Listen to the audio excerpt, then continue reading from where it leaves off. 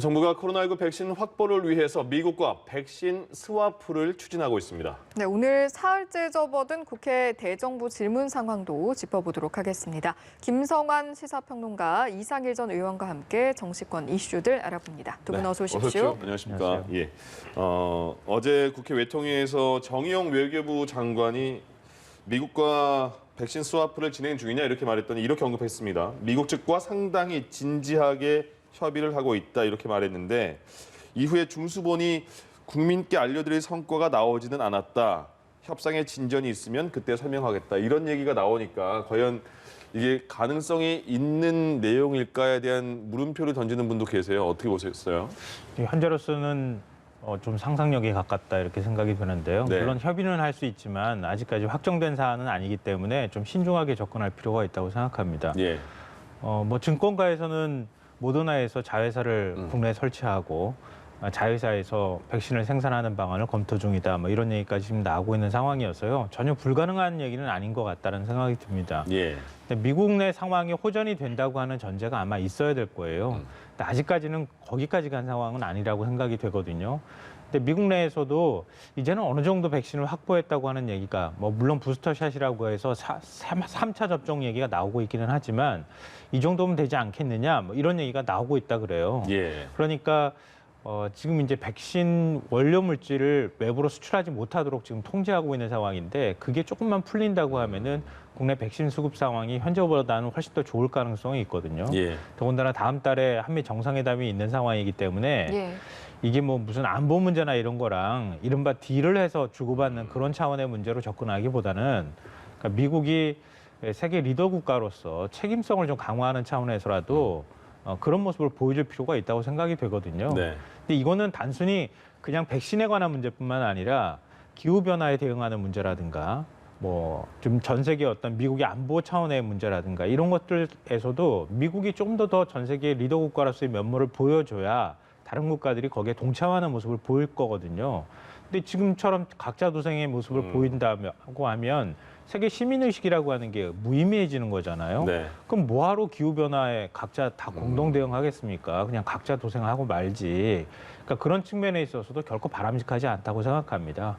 그러니까 단순히 우리나라의 문제뿐만 아니라 미국이 조만간 백신과 관련돼 있는 문제에서 백신 수출 통제를 좀 풀고 다른 나라들이 백신이 공급받을 수 있도록 하는 조치가 취해진다면 그거랑 맞물려서 뭔가가 이루어질 가능성이 여전히 남아있다고 생각합니다. 예. 이 백신 스와프라는 얘기가 예전에 국회에서 한번 나온 적이 있었죠? 네, 그렇습니다. 예.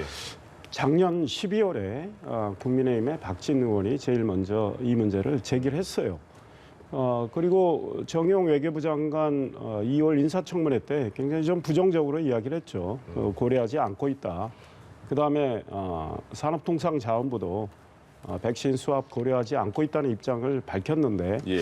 이제 와서 정부가 미국과 한미 간의 백신 수합을 긴밀하게 논의 중이라고 밝힌 건 그만큼 우리 국내 백신 소위 공급과 접종이 뜻대로 되지 않고 있기 때문에 이제 미국과 협의를 시작한 거 아닌가 싶은데요. 좋은 성과를 도출하기는 아직은 불투명한 상황이고 쉽지는 않다 이렇게 보입니다. 왜냐하면 미국은 한국 전쟁 때 만들었던 국방 물자 관련 법을 통해서 지금 백신 원료와 제조 설비를 통제를 하고 있단 말이에요. 예. 그래서 지금 인도에서 백신을 위탁 생산 제일 많이 하고 있는데 인도가 굉장히 지금 다급해졌단 말이죠. 그래서 이거를 지금 미국이 쉽게 풀어줄까 하는 의문이 생깁니다. 그래서 5월 한미 정상회담 문 대통령이 워싱턴에서 어떤 성과를 거둘지는 모르지만 쉽진 않아 보인다. 그러니 지금 전문가들과 야당 쪽에서는 여러 가지 아이디어들이 나오잖아요. 과거 이건희 이제 삼성 회장이 평창 동계올림픽 굉장히 불리한 상황에서 소위 말해서 사면을 받고 뛰어들어서 그 상황을 호전시켜서 우리가 유치할 수 있도록 했던 것처럼 예. 이재용 삼성 부회장을 지금 사면을 해서 미국에 보내자, 특사로 보내자 이런 이야기, 또 국회 사절단을 보내자 이런 이야기도 있고 한데 정부가 굉장히 총력전을 펴긴 펴야 될 것 같아요. 우리 국민들의 지금 불안감은 상당히 커지고 있다. 게다가 지금 대통령이 국민께 공개적으로 밝혔던 모더나 CEO와 통화를 해서 2분기부터 모더나를 우리가 2천만 명분을 가져와서 접종을 시작한다고 그랬는데 어제 홍남기 지금 경제부총리는 상반기는 어렵다고 이야기한 거 아니겠습니까? 네.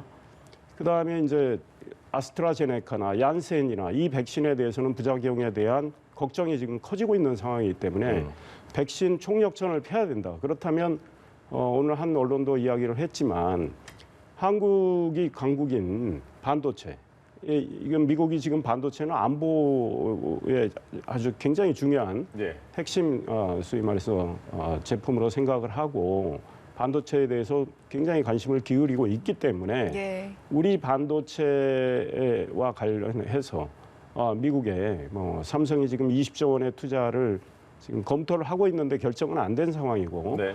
그러니까 우리는 미국에 반도체 지원을 하고 미국은 우리에게 백신 지원을 하고 이런 이야기까지 나오는 상황인데요. 물론 정부가 이거를 신중히 깊이 검토를 해야 되겠지만 어찌됐든 백신 확보하기 위해서 정부가 총력전을 펴야 되겠다. 그런데 그동안에 정부가 백신 소위 말해서 공급과 접종과 관련해서는 좀 판단이 아니하지 않았나 이런 지적하고 싶습니다. 지금 말씀하신 것처럼 그 스와프에 대해서 백신 대 백신은 어려울 수 있으니 백신 대 미국이 원하는 반도체로 거래할 수 있지 않을까. 그러면 반도체는 삼성 아니냐. 삼성의 이재용 부회장 지금 수감돼 있는데 사면해줘서 거기에서 역할을 하게 하는 게 어떠냐. 이런 얘기까지 나와요. 그러니까 뭐 경총이나 이런 재계 일각과 예. 일부 언론에서 사면론을 띄우고 있는 거라고 생각하는데요. 이게 앞뒤가 맞지 않아요. 왜냐하면 삼성전자가 투자하는데 미국의 반도체 투자하는데 정부가 뭐 돈 대주는 거였습니까? 그건 아니잖아요. 정부가 그 투자하라 투자하지 말라고 할 권한이 있습니까? 아니잖아요. 근데 왜 백신 문제랑 반도체랑 바꿀 생각을 합니까? 그러니까 그건 앞뒤가 맞지 않는 얘기라는 거예요. 예. 그러니까 사면론을 띄우기 위해서 지금 백신 급하니까 반도체 투자하는 대가로 뭔가 백신을 얻을 수 있지 않겠느냐. 그렇게 접근하는 것은 바람직하지 않다고 생각하고요. 예. 문재인 대통령이 공약한 바도 있습니다. 그러니까 비리 문제로 구속돼 있는 경제인에 대해서 사면하지 않겠다고 이미 뭐 대선 초기부터 얘기를 해왔던 것이고요. 지금까지도 그걸 지켜왔습니다. 그 이재용 부회장이 지금 잔여 형기가 한 1년 정도밖에 남지 않았어요. 물론 3분의 2 형기를 채우는 게 한 추석쯤 되는데요. 그때 뭐 가석방 되지 않겠느냐 이렇게 얘기를 하는데 지금 반도체하고 만약에 백신하고 딜하는데 추석 때 그럼 가석방 해줄게 이렇게 말하는 것도 되게 모양새가 이상하잖아요. 그리고 더군다나 지금 시대 정신이 공정이라고 하는데 공정에 맞습니까? 그거하고도 맞지 않다고 생각해요. 그러니까 그렇게 접근하는 것은 바람직하지 않다고 생각하고요. 예. 물론 삼성이 반도체 투자를 뭐 한 20조 정도 해야 되는 상황이다 이런 얘기 하는데요. 그렇게 투자하면 좀 우호적인 여론이 조성될 가능성은 있겠죠. 근데 그게 그 투자하기 때문에 연결하자면 뭐 백신을 준다. 이거는 미국 쪽에서 받아들일 수 있을까 이런 생각을 해보게 됩니다. 저는 그러니까 국내 상황도 호락호락하지 않을 뿐더러 원래 기본적인 원칙상으로도 맞지 않는 주장이다 이렇게 생각하고요. 예. 앞서 말씀드렸던 것처럼 그러니까 백신 문제는 정부가 미래 예측을 좀 실패한 측면이 있어요. 제가 볼 때 이건 뭐 정부가 부인하기 어려울 거라고 생각하고요. 근데 사실 미래를 예측한다는 건 굉장히 어려운 일이기도 합니다. 그러니까 백신 가지고 이렇게 이른바 백신 제국주의란 말이 나올 정도로 이렇게 백신 개발한 국가들이 이기적으로 나올 줄 누가 알았겠습니까? 사실은. 그러니까 그런 측면에서도 사실 굉장히 보기 안 좋은 모습인 거죠. 근데 그렇다 하더라도 국제 외교 관계가 굉장히 냉혹하다고 하는 점에서 정부가 좀 그런 부분까지 예측했으면 좋겠다고 하는 비판은 자유롭지 못한데 예. 다만 우리가 시계를 조금만 좀 되돌려 보면요. 백신 개발하는데 최소 2년 정도 걸립니다. 전문가들이 한결같이 얘기했던 거예요. 2년 정도 걸리니까 방역을 지금 철저히 해야 됩니다. 불과 몇 개월 전까지만 해도 다 그런 얘기 했었어요. 근데 그래 놓고 그런 전문가들은 본인들이 그렇게 얘기했으면서 그런 부분에 대해서는 언제 내가 얘기했냐는 듯이 뒤로 빠지고 야당에서도 그렇게 만약에 성구매 계약이 지금 시급한 상황이고 백신 구하는 게 시급하다고 얘기를 할 거면 그럼 추경 때 그런 주장을 했었어야죠. 근데 그런 얘기 한 사람도 없잖아요. 그러니까 모두 다 사실은 미래 예측하기 어려웠던 상황이었다는 거죠. 당시에는. 근데 결과론적으로 책임지라고 하면 현 정부가 책임져야 되는 건 맞다고 생각하는데 다만 그게 틀렸다고 한다면 그러면 지금 상황에서 백신을 어떻게 구할 것인지 또 백신 문제를 어떻게 풀어나갈 것인지 백신을 지금 완전히 수급하지 못하는 건 아니잖아요. 예. 오늘도 이제 파이자 백신이 들어오고 있는 상황이기도 하니까요. 그 시기가 뒤로 좀 늦춰지는 상황 속에서 현실적인 대안들을 우리가 어떻게 만들어 나갈지 지금까지는 우리가 잘 대처해 왔거든요. 국민 여러분들도 잘 협조해 왔고. 예. 그럼 그 고통의 시간이 조금 더 길지라도 우리가 잘 현재 상황을 유지해 가면서 백신 수급 속도를 조금 더 빨리 하는 방식으로 나가는 것.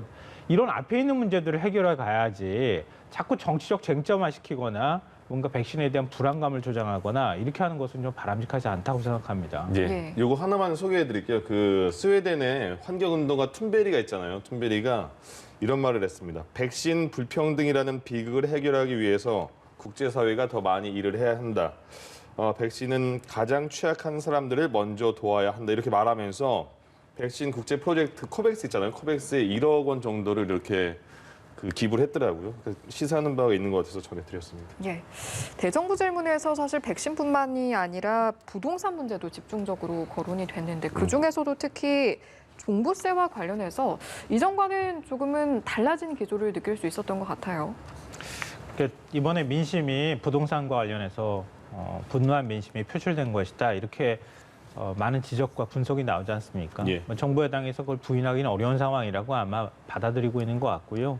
그래서 어떤 방식으로든 국민들의 부담을, 세금 부담을 좀 줄여주는 방향으로 가는 것은 저는 그렇게 민심에 부합하는 방향이라고 개인적으로 생각해요. 근데 지금까지 불편하다고 해서 그걸 다시 되돌렸을 때 나타나는 더 큰 불편함이나 아니면 부작용까지도 사실 우려가 될 수밖에 없는 상황입니다. 그런 것까지 고려하는 게 정치인 아니겠습니까? 국민들은 요구할 수 있어요. 나한테 세부담이 늘어나는 것에 대해서 불편할 수 있고요. 반발심도 생길 수 있는데 정치권은 그것만 생각하면 안 되거든요. 예를 들면 이런 거죠. 그러니까 종부세 부과 기준을 예를 들어서 지금 공시가 9억 원에서 12억 원으로 올리게 되면요. 시가로 따지면 17억 원이에요. 종부세는 그냥 형해화되는 거예요. 제가 볼 때는. 지금도 종부세 대상이 한 4%가 안 되거든요. 4%도 안 되는데 그거 더 줄이자고 하면 종부세 뭐하러 냅니까? 그냥 보유세 더 세율 늘리면 되는 것이지. 그러니까 종부세 세제 제조 자체가 의미가 없어지게 되는 방향은 맞지 않고요. 공시가 현실화율도 지금 우리가 보유세 부담 OECD 국가나 선진국하고 자꾸 비교하는데요. 3분의 1이다, 10분의 1이다 이런 얘기가 나오잖아요. 예. 그러니까 그런 전반적인 기조 자체를 뒤흔들지는 않았으면 좋겠고 굳이 제가 개인적으로 생각하자면 평생 사실 무주택으로 살았는데 아파트 겨우 하나 당첨됐는데 그러니까 아파트에서 뭔가 혜택을 그러니까 집값이 올라서 혜택을 누리는 사람은 사실 따로 있었단 말이에요. 근데 혜택을 누리기도 전에 세금부터 나옵니다. 그것에 대한 상대적 박탈감이라는 게 있는 거거든요. 예. 거기에 따르는 반발 심리가 저는 있다고 봐요. 그러니까 예를 들면 지금 특별세제 형태로 6억 원 이하의 경우에는 세율을 좀 낮추는 방향으로 세부담을 줄이잖아요. 오히려 지금 올해는 세부담이 더 줄어드는 상황이거든요. 6억 원 이하 주택의 경우에는. 그러니까 그 기준을 좀 상향 조정해서 그러니까 서민들의 주택 기준을 만약에 예를 들어서 서울 같은 경우에는 매매가 평균이 시가로 9억 7천 정도 된다고 하면은 그거보다 낮추거나 그 정도 수준에서 세율 부담을 좀 줄여주는 방안이나 이런 조정들은 가능하다고 보는데 예. 전체적인 공시가 현실화율부터 시작해서 이걸 다 이번에 뜯어고치겠다고 덤벼들면 예. 그러면 그동안에 해왔던 부동산 정책이 다 사라지게 되는 거고요. 그러면 투기 혐의자에 대해서 일가구 몇 주택 우리가 얘기하는 것처럼 그런 과세다 이런 기준이나 원칙이 다 무너지게 되면 다시 또 투기가 극성을 부릴 가능성이 있다. 그러니까 그걸 바라는 건 다 아니지 않습니까? 그러니까 그런 점에 있어서 좀 신중하게 접근할 필요가 있다고 생각합니다. 예. 부동산과 관련해서 대정부 질문에서 나온 내용들 어떻게 들으셨고 또 향후 정책 방향은 어떻게 가져가야 할까요? 지금 문재인 정부 출범 이후에 25번의 부동산 정책이 나와서 언론이 쓰고 아마 그게 국민의 뜻을 반영하니까 그렇게 쓰는 건데 25전 25패 이제 이렇지 않습니까? 그런데 지금 지난 4.7 보궐선거 이후에 민주당에서 마치 이제 무슨 큰 불이 난 듯 이걸 꺼보자고 해서 지금 부동산 관련 여러 가지 법안을 계속 내고 있습니다. 근데 국민들이 보기에 이거는 내년 대선을 앞두고 좀 정치적인 목적에서 일종의 민심을 진정시키기 위한 이런 임시 방편적인 법안들 아닌가 이런 생각이 들어요. 그러니까 현 정부의 부동산 정책이 왜 실패를 했는가 이거에 대해서 정말 성찰을 하고 집중 분석을 하고 해서 종합적으로 대책을 내야 되는데 네. 종부세와 관련해서 이제는 공시지가 이 9억 원을 12억 원으로 상향 조정해서 일부에게 세제 혜택을 준다. 이런 식의 방식 가지고는 지금 우리 부동산 문제에 대한 전반을 제대로 잡기는 어렵다 이런 생각이 들어요. 저는 부동산 전문가는 아니지만 예. 차분하게 왜 정책이 실패했는지를 종합적으로 따지고 또 민심을 제대로 반영하는 종합대책이 나와줘야 된다. 그러니까 네. 일부 의원들이 사실 전문가 아닌 의원들입니다. 지금 뭐 김병욱, 조응천 부동산 전문가들은 아닙니다. 네.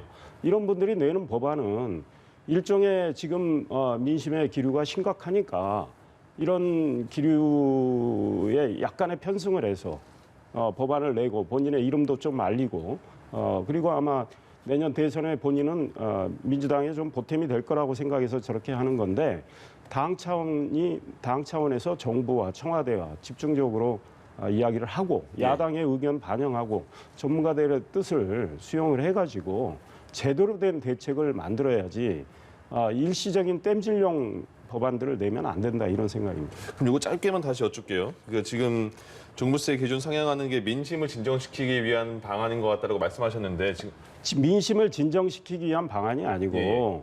내년 대선을 앞두고 네. 소위 말해서 이 표를 좀 더 의식하는 그런 땜질용 저는 그런 예. 방안이다. 그러니까 종부세와 관련해서 민심을 제대로 반영하려면 예.